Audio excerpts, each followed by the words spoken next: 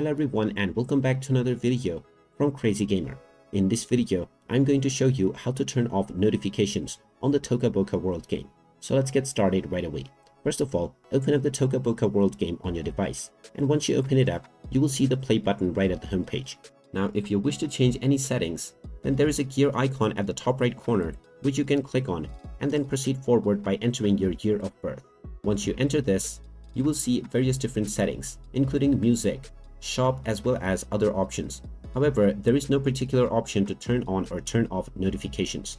So in order to turn off your notifications, long press on the Toca Boca World game application and then tap on the app info button. This will now take you into the application info page for Toca Boca World game.